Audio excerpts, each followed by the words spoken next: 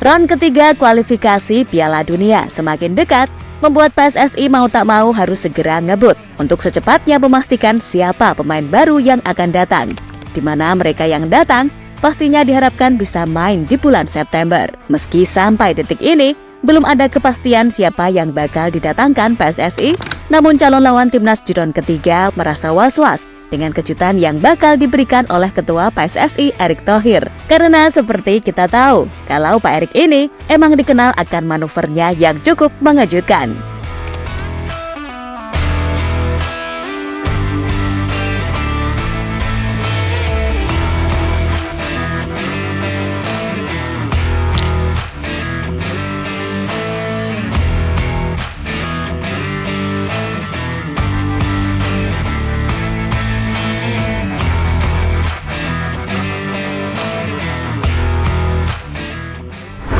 Indonesia boleh dibilang beruntung punya Erick Thohir sebagai ketua PSSI.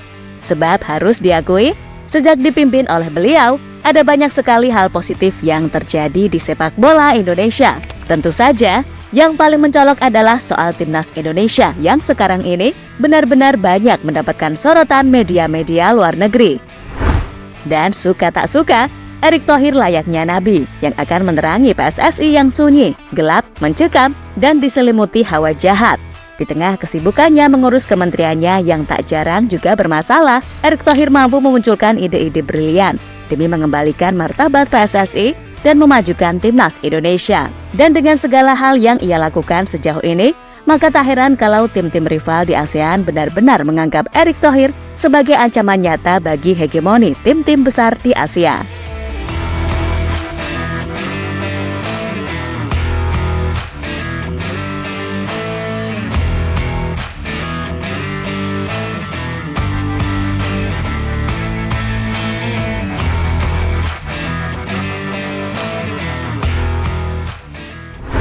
Dan jelang round ketiga kualifikasi Piala Dunia 2026, PSSI sebelumnya telah mengkonfirmasi akan menambah sejumlah pemain baru guna bisa membawa Indonesia bersaing di grup C.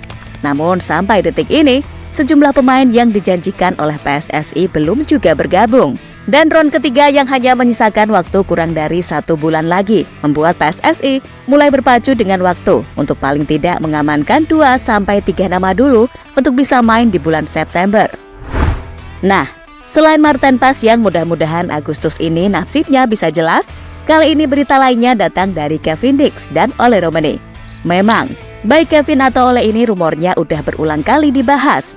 Namun bagaimanapun, memang harus diakui kalau dua pemain itu adalah pemain yang secara posisi sangat dibutuhkan timnas Indonesia. Kevin dengan kepiawaiannya mengawal lini belakang, serta Ole dengan kemampuan mencetak golnya yang bagus, tentu akan membuat kekuatan Indonesia menjadi lebih oke.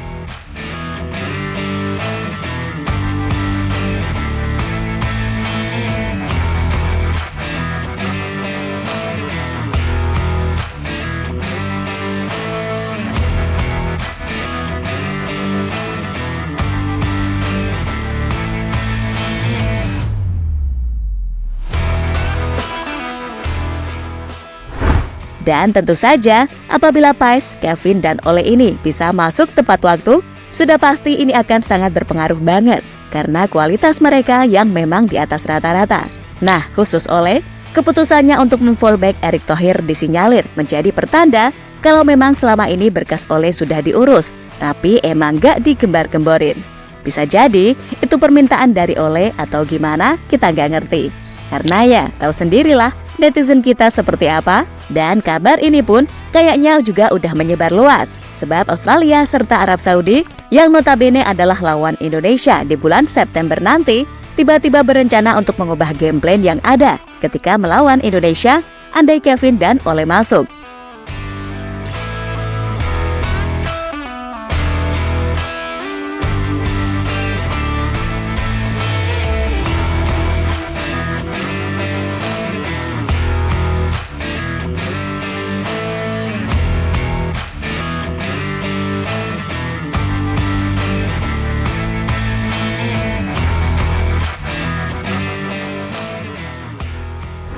Ya, meski sampai detik ini belum dikonfirmasi pasti kapan Ole dan Kevin berseragam timnas Garuda, Namun Arab Saudi dan Cina semakin was-was akan kejutan yang bakal diberikan oleh Pak Erick Thohir. Seperti kita ketahui, kalau Pak Erick ini emang suka sekali memberikan kejutan demi kejutan. Seperti saat mendatangkan Kelvin Verdong contohnya. Gak ada angin, gak ada hujan. Tiba-tiba, Verdong ikut latihan timnas. Lalu besoknya sumpah WNI dan beberapa hari langsung menjalani debut bersama timnas Indonesia. Dan kejutan-kejutan seperti itulah yang mungkin ditakuti oleh pihak Arab dan Cina saat ini. Pak Erick mungkin saat ini belum mendatangkan Ole dan Kevin ke Indonesia, namun dengan koneksinya yang luas dan kekuatan lobby-melobi pemain yang hebat, bukan hal yang mustahil jika Ole dan Kevin bisa membela timnas pada bulan September mendatang.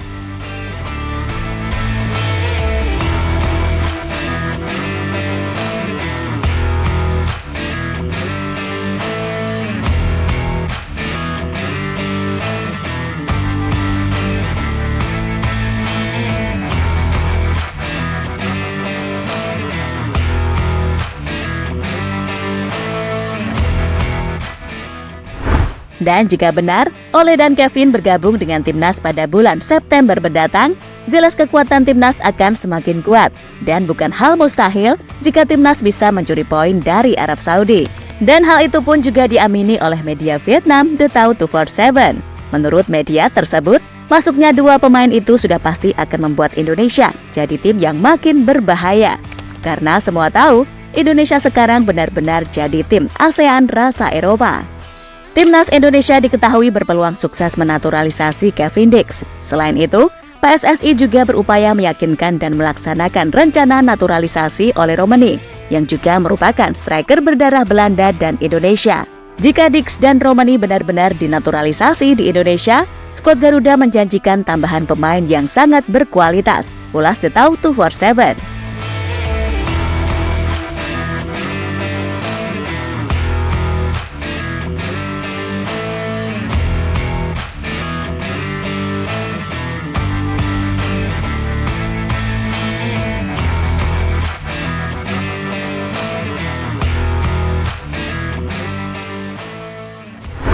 Dan terlepas dari apapun, pokoknya semoga kabar baik ini bisa benar-benar terrealisasikan. Karena bagaimanapun, ini adalah momentum yang mungkin akan sulit terulang lagi di kemudian hari. Dan sudah pasti, jika Indonesia mampu tampil bagus di round ketiga, serta mudah-mudahan bisa lolos Piala Dunia, maka secara otomatis atensi akan bertambah, dan pemain diaspora terbaik akan semakin banyak tertarik gabung dengan Indonesia. Imbasnya, kualitas pemain di liga lokal mau tak mau harus bekerja lebih keras agar nggak semakin tertinggal.